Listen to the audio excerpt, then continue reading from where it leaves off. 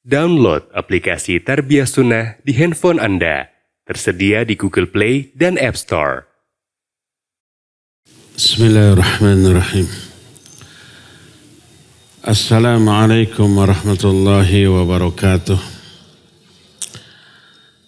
Alhamdulillahilladzi arsala rasulahu bil huda wa dinil haqq liyudhhirahu 'ala ad-dini kullihi wa kafaa billahi shahida. Wa asyhadu an la ilaha illallah wahdahu la syarika lah iqraran bihi wa tauhidan wa asyhadu anna Muhammadan 'abduhu wa rasuluh sallallahu alaihi wa ala alihi wa ashabihi wa sallama tasliman mazida wa ba'd.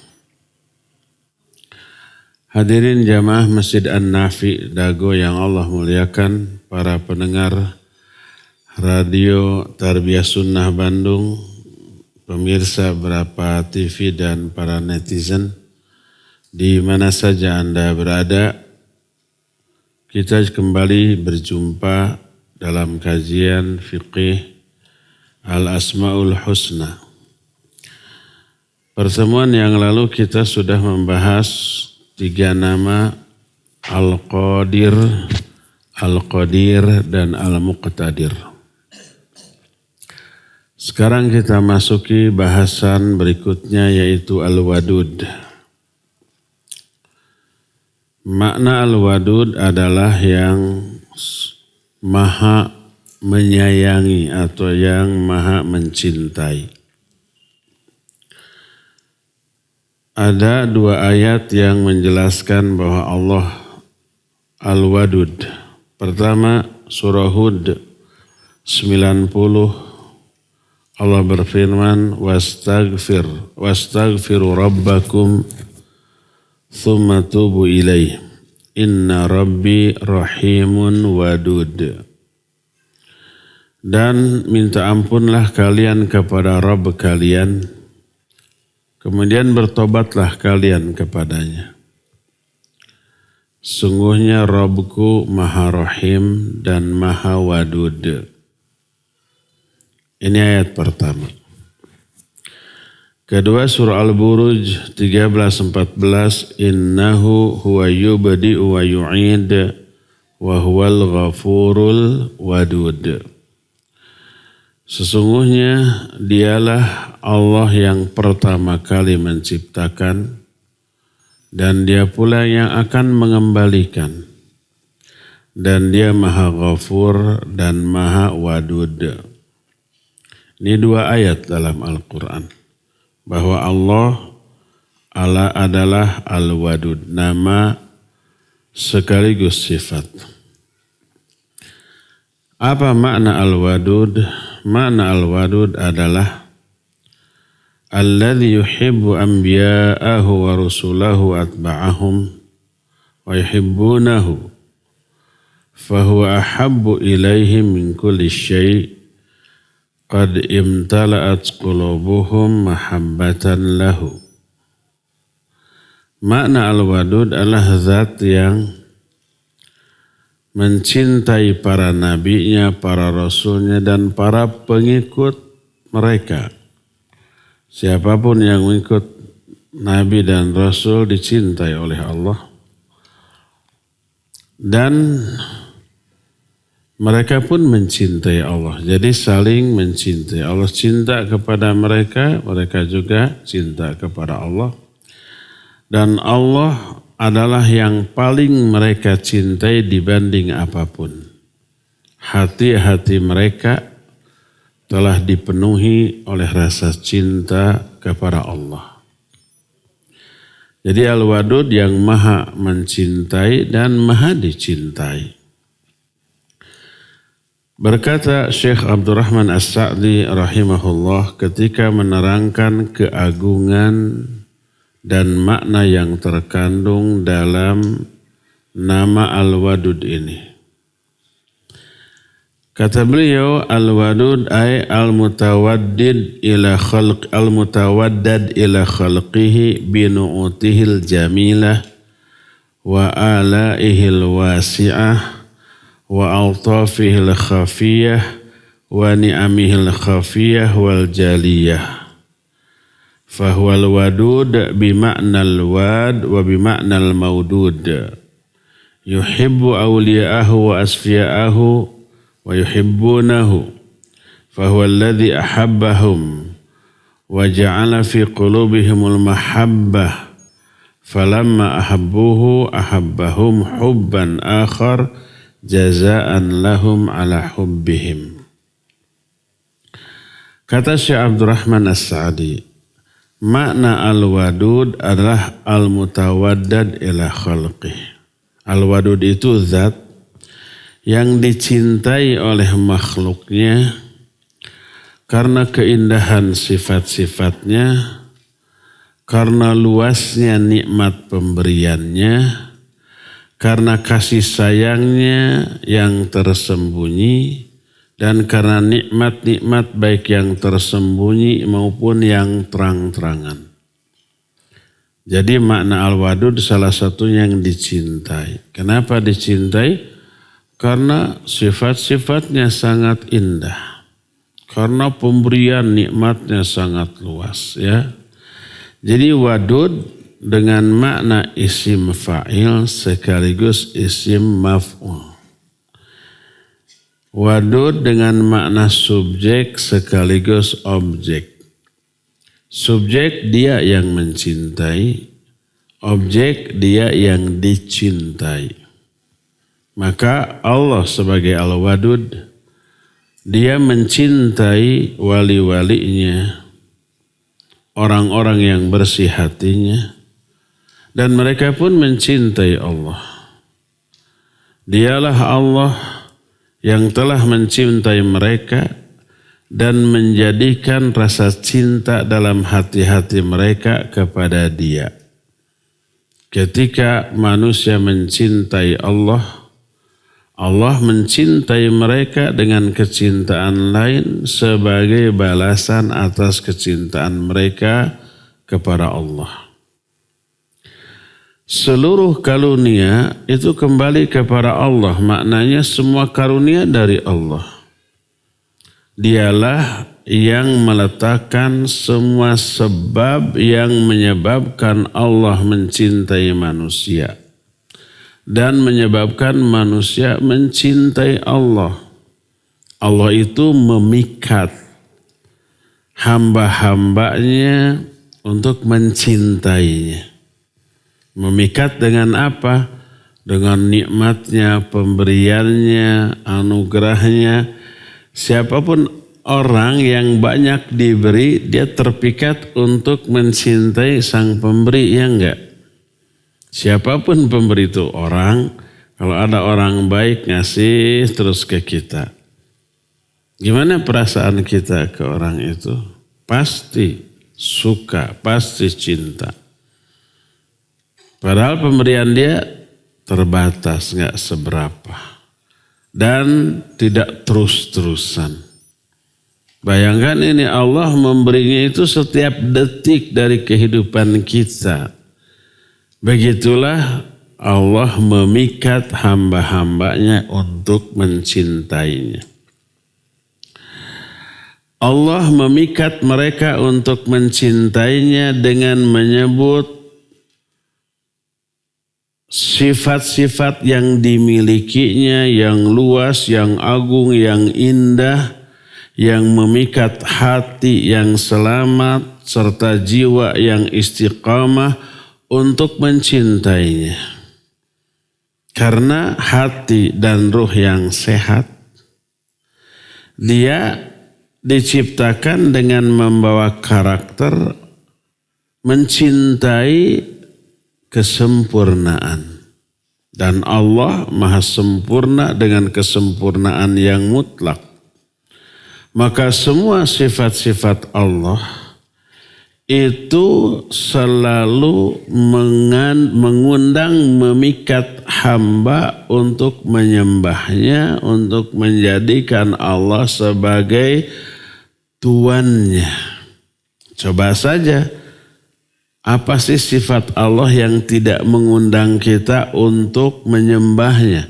Dia pencipta, dia penguasa, dia maha pemberi, dia maha penyayang. Semua itu memikat kita untuk mencintainya dan menyembah kepadanya. Jadi yang pertama, Allah memikat hati manusia untuk mencintainya dengan menjelaskan sifat-sifatnya yang sempurna. Kemudian setelah itu Allah memikat hati manusia untuk mencintainya dengan nikmat pemberiannya yang sangat agung dan luas. Karena nikmat itulah Allah mengadakan mereka. Karena nikmat itulah Allah menghidupkan mereka. Karena nikmat atau dengan nikmat itulah Allah memberi maslahat kepada mereka, menyempurnakan seluruh urusan mereka, menutupi semua kebutuhan-kebutuhan primer, sekunder, dan tersier. Dan dengan nikmat itu pula Allah beri hidayah mereka kepada iman, kepada Islam, memberi hidayah kepada mereka kepada hakikat ihsan. Kemudian dengan nikmat itu pula Allah mudahkan seluruh urusan manusia. Dengan nikmat itu pula Allah memberi solusi jalan keluar dari setiap kesulitan. Menghilangkan setiap kesusahan. Dengan nikmat itu pula Allah menetapkan, memberikan syariat bagi mereka dan memberikan kemudahan dalam melaksanakan syariat tersebut dan menghilangkan kesulitan. Tak ada yang sulit dari syariat ini. Ketika ada kesulitan, ada rukhsah, ada keringanan, ada dispensasi. Ternyata keringanannya tak mampu juga dilakukan, bebas sudah. Seperti haji, zakat, kan wajibnya. Ternyata nggak mampu, ya sudah bebas gitu. Nah, banyak lagi yang lainnya. Jadi dengan nikmat-nikmat yang tadi disebutkan, Allah juga menjelaskan kepada mereka jalan yang lurus dan menerangkan apa yang mereka butuhkan dalam kehidupan ini, memudahkan langkah-langkah mereka, membantu mereka dalam hal itu baik secara syar'i maupun secara takdir. Dengan nikmat itu pula oleh Allah dihindarkan semua yang madarat, yang dibenci. Sebagaimana Allah pun berupaya memudahkan mereka untuk bisa meraih hal yang manfaat, yang menggembirakan mereka. Dan itulah salah satu di antara cara-cara Allah untuk memikat hati manusia untuk mencintainya. Seluruh yang ada di alam ini termasuk perkara-perkara yang dicintai oleh hati, oleh ruh, oleh badan, baik internal ataupun eksternal, baik zahir ataupun batin, semuanya itu termasuk bukti kedermawanan dan kebaikan Allah Azza wa Jalla. Allah ingin memikat hati makhluknya dengan semuanya itu untuk mencintainya. Karena hati-hati manusia diciptakan dengan membawa sifat mencintai siapapun yang berbuat baik kepadanya. Maka kebaikan apalagi yang lebih agung daripada kebaikan-kebaikan yang tidak bisa dihitung, baik jumlahnya ataupun jenisnya, baik secara kelompok ataupun secara individual.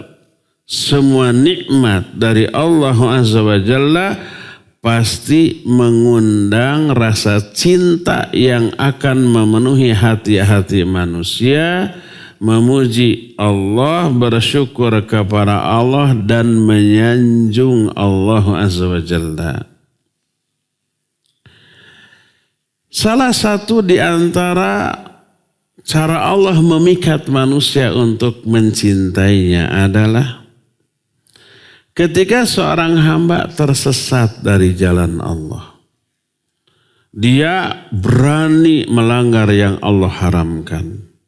Atau berleha-leha dalam menunaikan kewajiban. Salah satu cara agar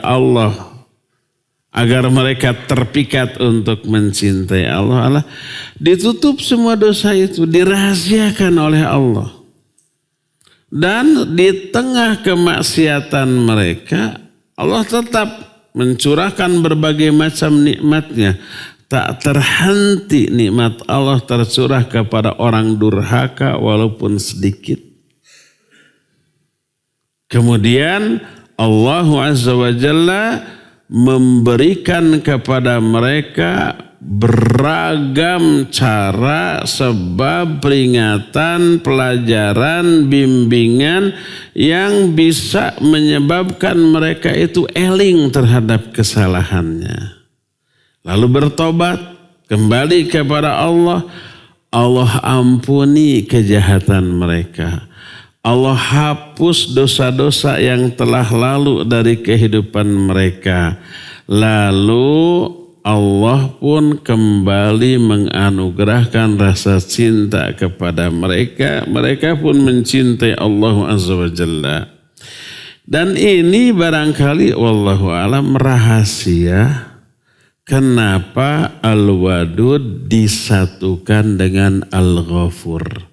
Dalam surah Al-Buruj Allah menyatakan wa huwal ghafurul wadud. Dia maha pengampun dan maha mencintai. Salah satu bukti kecintaan Allah kepada makhluk adalah mengampuni.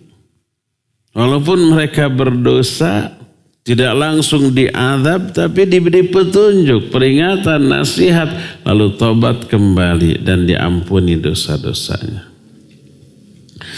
Dan di antara kesempurnaan cinta Allah kepada makhluk adalah kepada orang-orang yang tobat. Allah sangat gembira dengan tobatnya seorang hamba. Lebih besar daripada kegembiraan siapapun. Kan pernah ada hadis, Allah lebih gembira dengan tobatnya seorang hamba dibanding kegembiraan seseorang yang kehilangan perbekalannya di tengah padang pasir. Makanan, minuman, uang, semua pakaian ada di kudanya. Kudanya pergi entah kemana, kabur. Di tengah padang pasir, nggak ada lagi makanan. Terancam mati. Putus asa dia, siap mati gitu ya. Sedang berbaring menunggu kematian, kudanya itu datang lagi. Senang atau gembira tuh orang? Senang dan gembira.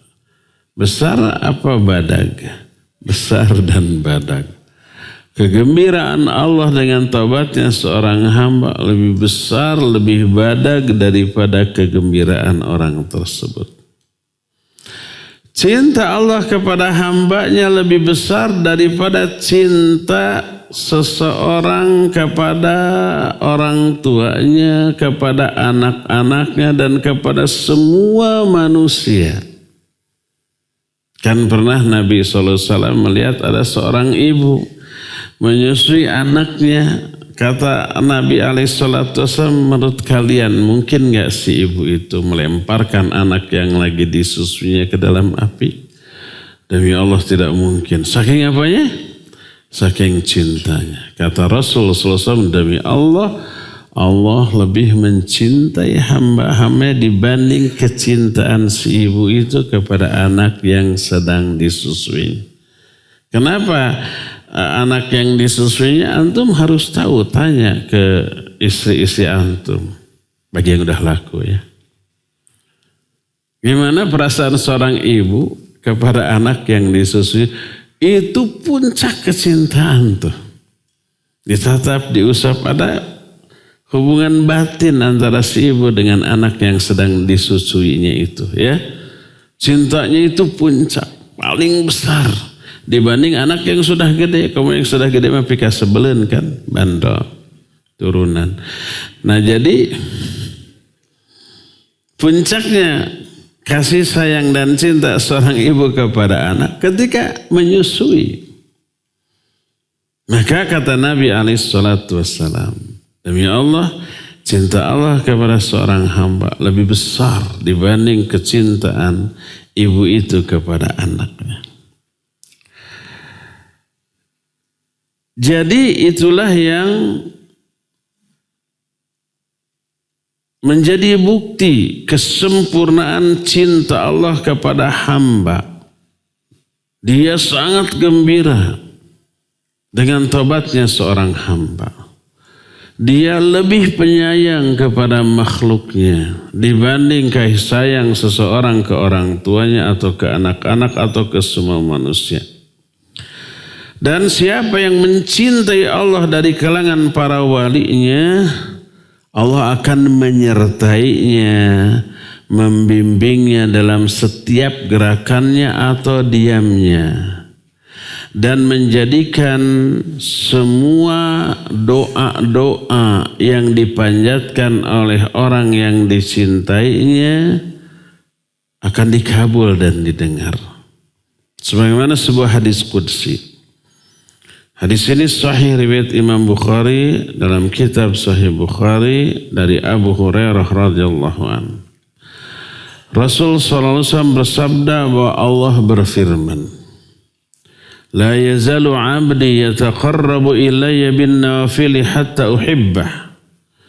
Fa idza ahbabtuhu kuntu sam'ahu alladhi yasma'u bih wa basarahu alladhi yubsiru bih wa yadahu allati yabtashu biha. ورجله التي يمشي بها ولئن سألني لأعطينه ولئن استعاذني لأعيذنه وما ترددت عن شيء أنا فاعله ترددي عن قبض النفس عبد المؤمن يكره الموت وأكره مساءته." Kata Allah, tidak henti-hentinya hambaku mendekatkan dirinya kepadaku dengan mengamalkan amalan-amalan sunnah sampai aku mencintainya. Kalau yang sunnah dilakukan, yang fardu pasti lebih hebat lagi. Fardu kalaku, sunnah kalampah. Jadi penyebab Allah mencintai seorang hamba, karena hamba itu terus mendekat kepada Allah termasuk dengan amalan sunnah. Maka apabila aku telah mencintainya, aku akan menjadi pendengarannya yang dengannya lah dia mendengar. Aku akan menjadi penglihatannya yang dengannya lah dia melihat. Aku akan menjadi kedua tangannya yang dengannya lah dia bertindak. Aku akan menjadi kedua kakinya yang dengannya lah dia melangkah. Kalau dia minta sesuatu kepadaku, pasti akan aku beri. Kalau dia butuh perlindungan, pasti akan aku berikan perlindungan. Tuh, semua yang diinginkan, diminta, dibutuhkan oleh hamba yang Allah cintai, itu akan dipenuhi. Coba kalimat terakhir. وَمَا تَرَدَّدْتُ عَنْ شَيْءٍ أَنَا فَاعِلُهُ تَرَدُّدِي عَنْ قَبْضِ النَّفْسِ عَبْدِ الْمُؤْمِنِ يَكْرَهُ الْمَوْتَ وَأَكْرَهُ مُسَاءَتَهُ. Kumaha nerjemahkan nupas kieu ya.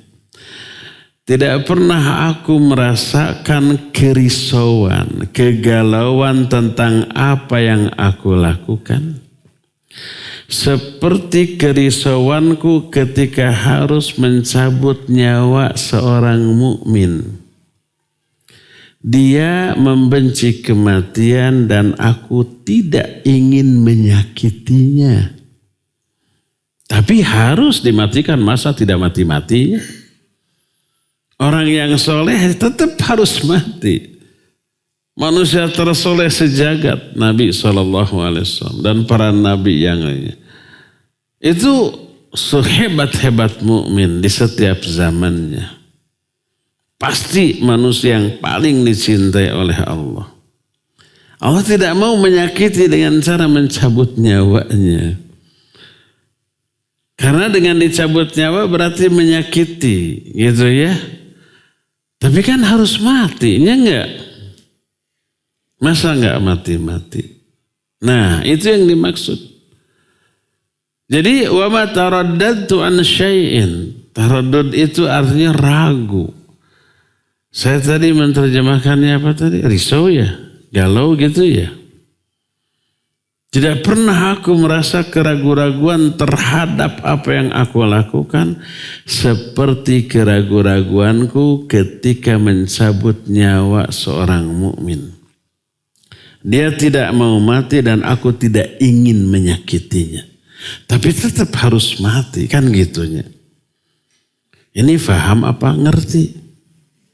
Faham dan Allahok atuh.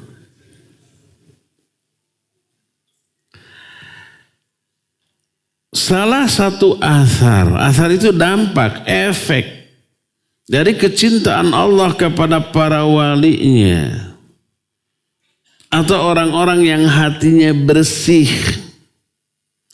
yang tidak terbersit dalam hati, dalam pikiran kita, yang tidak bisa dicatatkan oleh pena.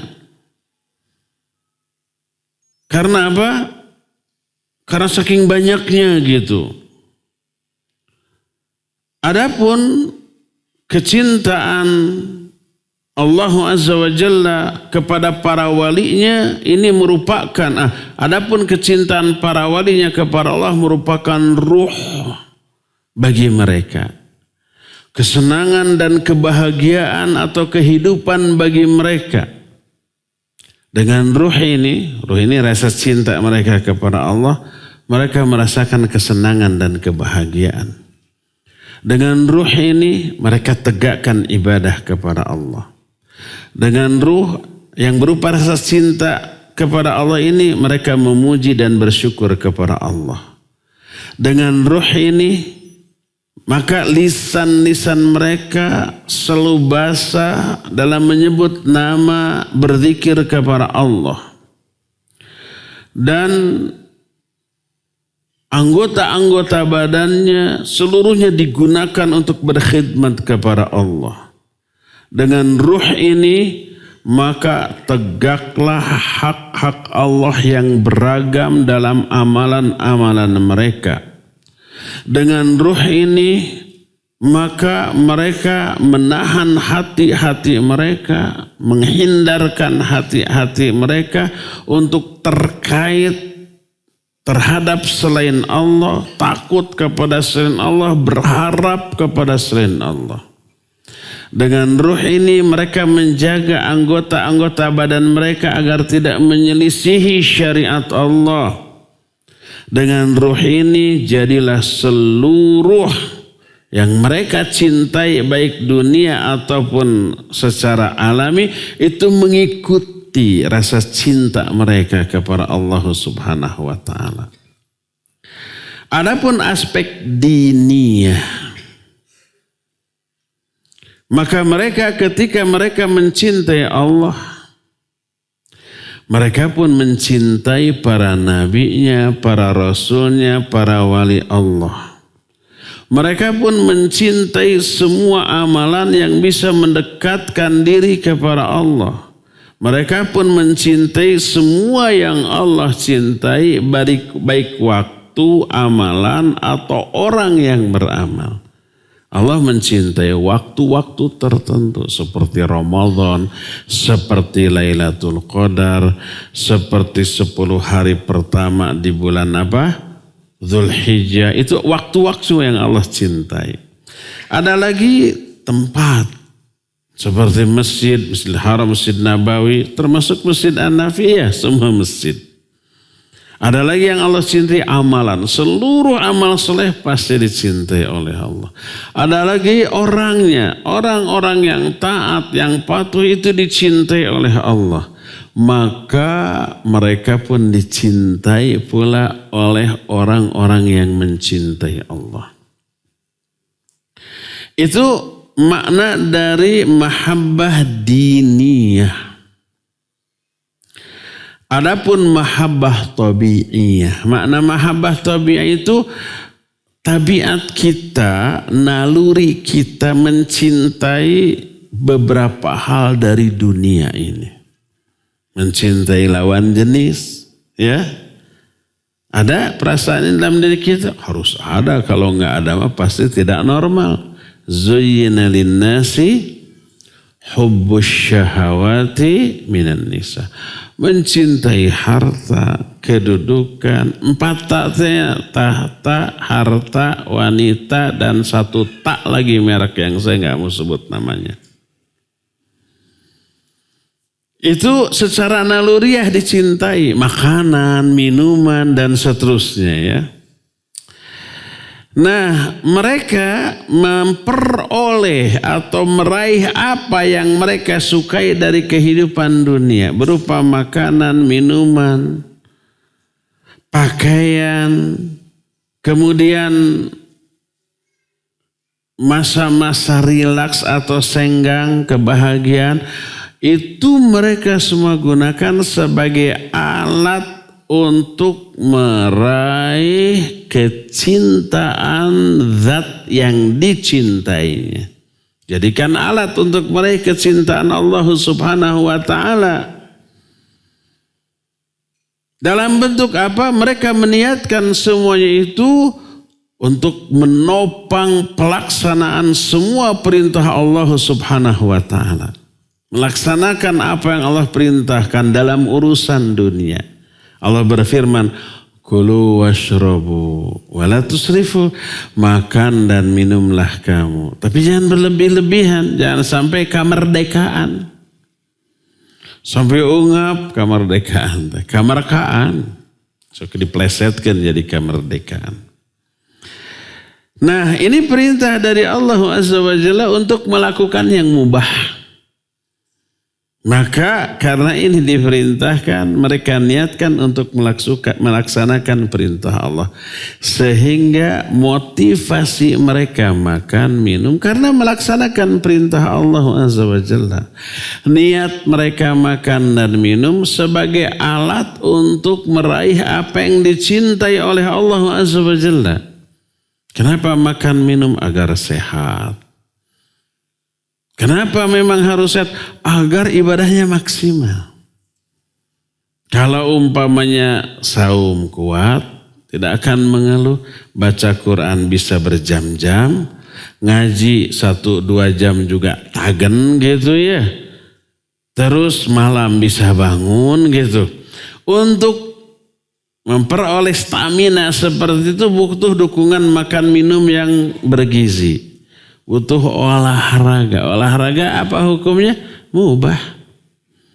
Tapi kalau niat olahraga untuk menguatkan badan, meningkatkan stamina dalam rangka memaksimalkan ibadah, agar ibadahnya lebih berkualitas, maka yang mubah tersebut berubah menjadi ibadah. Maka berkata mu'alif, fasara adatuhum ibadat wa sara awqatuhum kulluha mashghulat bittaqarrub ila mahbubihim. Maka semua kebiasaannya berubah menjadi ibadah. Semua waktu-waktunya dipenuhi atau dipergunakan untuk bertaqarrub, mendekatkan diri kepada apa yang Allah cintai. Jadi kesehatan harus dijaga melalui perkara-perkara yang mubah tadi itu. Makan mubah, minum, tidur yang cukup gitu ya, olahraga, itu semuanya mubah. Tapi itu harus dilakukan untuk menjaga vitalitas, untuk menjaga stamina agar maksimal di dalam melakukan kewajiban perintah Allah Azza wa Jalla ya. Nah, semua asar-asar atau dampak-dampak yang baik dan indah tadi, yang mulia tadi, termasuk di antara efek rasa cinta kepada Allah Azza wa Jalla untuk meraih apa yang dicintai oleh Allah Subhanahu wa Ta'ala harus melakukan ikhtiar-ikhtiar tadi. Semakin terkuatkan hal tersebut sesuai atau bergantung kepada seberapa besar rasa cinta kepada Allah di dalam hati ini yang merupakan ruh dari keimanan, hakikat dari tauhid, dan itu intisari dari peribadatan kepada Allah dan asas, dasar fondasi dari taqarrub kepada Allah Subhanahu wa Ta'ala. Sebagaimana Allah tidak ada yang menyerupai atau menandingi dalam hal zat dan dalam hal sifat, maka rasa cinta kepada dalam hati para walinya juga tidak ada bandingnya, tidak ada tandingnya. Baik di dalam sebab-sebab untuk meraihnya ataupun tujuan yang ingin diraihnya, termasuk kadar dan dampaknya, termasuk dalam hal kelezatan, kenikmatan dan kebahagiaan ketika merasakannya, termasuk kekekalan, keabadian rasa cinta tersebut di dalam hati, termasuk keselamatan atau sterilnya rasa cinta tersebut dari seluruh yang bisa mengotorinya dari segala aspek. Maka kalau seorang hamba mengetahui bahwa Rabbnya, bahwa Allah adalah Wadud, mencintai para walinya, mencintai orang-orang yang taat kepadanya, mencintai orang-orang mukmin yang bertakwa, mencintai orang-orang yang sabar dan orang-orang yang tawakal, mencintai orang-orang yang tobat dan selalu mensucikan diri, mencintai orang-orang yang jujur dan berbuat kebaikan, mencintai semua orang yang taat, dan tidak mencintai orang-orang yang zalim, yang kafir, tidak mencintai orang-orang yang khianat dan melewati batas, tidak mencintai orang sombong dan takabur, maka orang yang mengetahui hal itu pasti wajib bagi dia untuk mentaati perintah Allah dengan cara melaksanakan apa yang Allah cintai dan Allah ridhoi, baik berupa kelurusan ucapan ataupun kesolehan amal. Lalu dia pun akan bertakharub, mendekatkan diri kepada Allah dengan melaksanakan semua perintahnya, menjauhi semua larangannya. Mencintai apa saja yang Allah cintai, baik berupa ucapan ataupun amalan. Mencintai semua firman-Nya, mencintai Rasul-Nya dan sunnah-Nya. Bersungguh-sungguh juga dalam mengikuti sunnah Rasul-Nya tersebut. Hanya dengan cara itu kecintaan Allah bisa diraih. Allah berfirman, "Qul in kuntum tuhibbunallaha fattabi'uni yuhibbukumullah wa yaghfir lakum dzunubakum." Katakan oleh Muhammad, kalau kalian benar-benar mencintai Allah, ikuti aku. Ikuti Nabi SAW. Maka Allah akan mencintaimu dan mengampuni dosa-dosamu. Jadi pertama, cinta kita kepada Allah itu wajib dibuktikan dalam bentuk mengikuti Nabi SAW dalam segala aspek. Kedua, siapa yang mengikuti Nabi SAW sebagai wujud nyata cinta mereka kepada Allah, Allah akan memberikan dua balasan. Satu, Allah akan mencintai mereka. Dua, Allah akan mengampuni dosa-dosa mereka. Satu, amal kita atau aksi kita. Dua, balasan dari Allah Subhanahu wa Ta'ala. Jadi cinta kita kepada Allah buktikan dengan mengikuti sunnah Nabi SAW. Nih ada satu doa yang ma'thur dari Nabi SAW. Hafalkan doa ini, baca sesering mungkin. Baca dalam sholat ketika sujud. Sholat fardu ataupun sholat sunnat. Di antara doa yang diajarkan oleh Nabi SAW adalah as'aluka hubbak wa hubba man yuhibbuk wa hubba amalin yuqarribuni ila hubbik.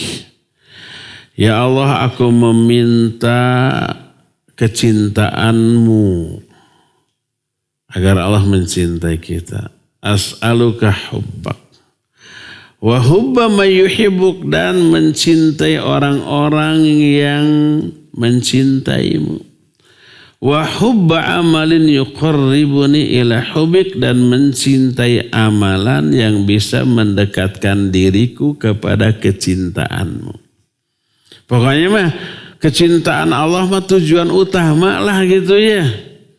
Kita berupaya keras ingin dicintai oleh Allah, ingin juga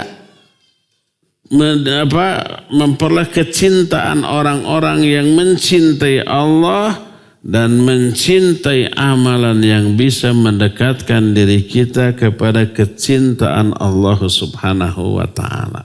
Ya. Inilah penjelasan tentang salah satu nama sekaligus sifat Allah, yaitu Al-Wadud. Ya, selesai sampai di sini. Kita akan lanjutkan nama dan sifat lainnya di pertemuan yang akan datang.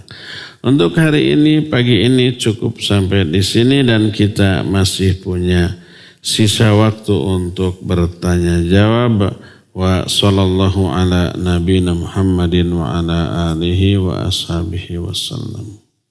Bolehkah mendengarkan kajian sambil melakukan pekerjaan rumah? Seperti sambil masak, dengar kajian di HP. Karena cukup sulit untuk mendengarkan khusyuk kajian jika di rumah apalagi ada anak-anak. Kalau hukumnya ditanyanya boleh, nggak masalah. Ya, afdal tidak afdal, karena pasti kurang konsentrasi. Kalau masak sambil dengar kajian, bisa keasinan atau nyayur jadi kolak nanti. Kalau ngiris bawang, bisa jari nanti yang keiris. Itu resiko ya. Tapi boleh nggak? Boleh. Dengar murotal, dengar kajian sambil nyapu, sambil ngepel, sambil masak. Boleh, walaupun tidak afdal. Kalau bisa konsentrasi, kalau bisa datang. Kalau nggak bisa karena ada uzur, maka di rumah dengar radio, siapkan buku catatan, siapkan mushaf Al-Quran, siapkan headset gitu agar tidak terganggu. Nah itu terbaik. Kalau tidak mungkin, wah ini pekerjaan rumah harus digarap. Kalau enggak, pas suami datang masih acak-acakan, gawat. Akhirnya sambil bekerja, sambil dengar kajian, boleh.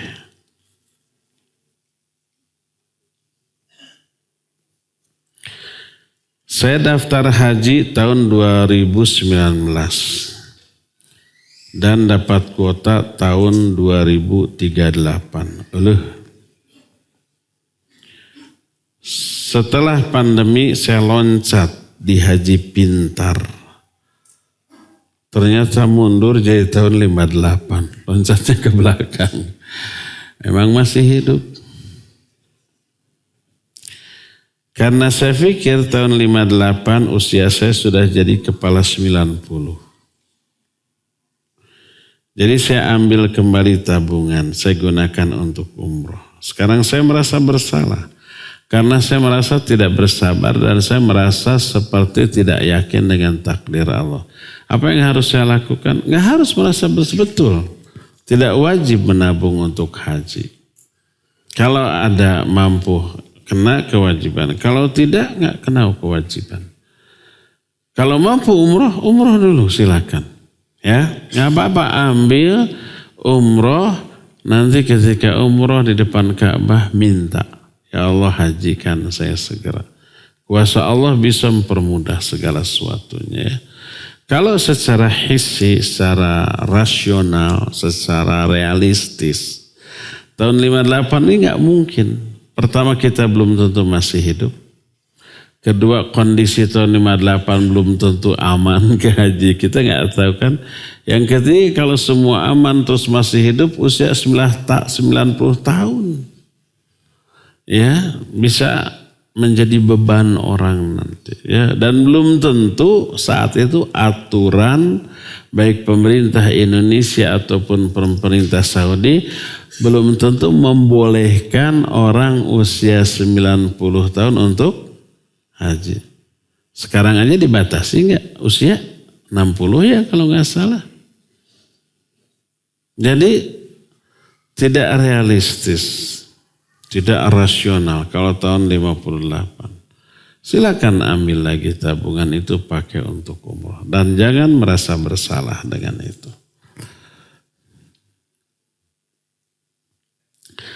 Apakah berdosa jika kita sengaja tidak mau membantu saudara kita yang sedang kesusahan dalam segi ekonomi, padahal kita mampu membantunya? Iya, dosa. Karena apa?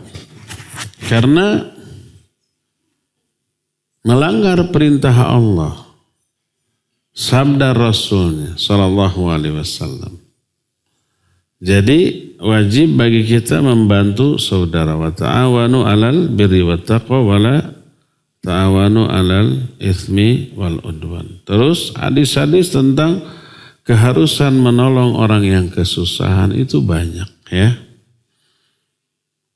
Tolonglah kalau memang mereka butuh bantuan dan kita mampu membantunya.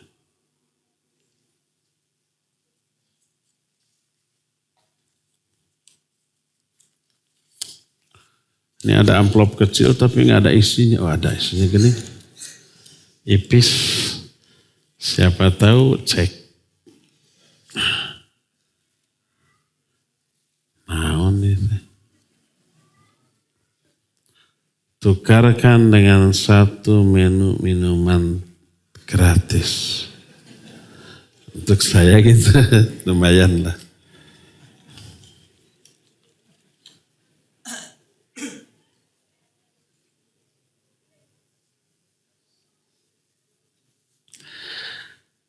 Ustadz mengenai kata-kata yang tadi, tidaklah aku merasa risau. Kecuali ketika mencabut nyawa waliku. Bukan begitu. Mohon dijelaskan kembali Ustaz. Soalnya anak menangkap sifat risau melupakan bukan sifat mulia. Makanya tadi saya menjelaskan makna asli dari taraddud. Jadi hadisnya itu berbunyi wa ma taraddadtu an syai'in ana fa'iluhu taraddudi an qabdin nafsi abdil mu'min yakrahul mauta wa akrahu musa'atahu. Tidak pernah aku merasa taraddud. Taraddud secara bahasa ragu. Tadi saya artikan risau. Tidak pernah aku merasa ragu tentang apa yang aku lakukan. Seperti keraguanku dalam mencabut nyawa seorang mukmin. Dia tidak menyukai kematian dan aku tidak ingin menyakitinya. Makanya tadi saya sebut ya warisau, tapi kemudian saya jelaskan taraddud maknanya ragu gitu ya. Itu maknanya. Bukan berarti kalau gitu risau termasuk salah satu sifat Allah, tidak ya. Terakhir, dalam hadis dari Abu Hurairah radhiyallahu an, Nabi SAW bersabda, 7 golongan yang dinaungi Allah dalam naungannya pada hari kiamat, di mana tidak ada naungan kecuali naungannya. 1, imam yang adil. Mohon penjelasan imam yang adil. Ya mah mancing pemilu ya mah. Sekarang kan minggu tenang, nggak boleh kampanyenya. Sok mancing-mancing wae. Yang jelas ayeuna mah jangan berharap punya pemimpin yang adil gitu. Walaupun didukung oleh umpamanya ijtima' ulama. Jangan berharap ya. Terus sikap kita gimana? Saya sering tegaskan, menghadapi pemilu sikap kita tetap ngaji. Jangan berbicara masalah politik. Jangan mengkampanyekan salah seorang calon-calon yang ada seperti yang dilakukan oleh sebagian duat yang mencari panggung politik dalam situasi seperti ini. Tetaplah kembali kepada hukum asal dari pemilu ini. Nggak perlu menonjolkan yang satu,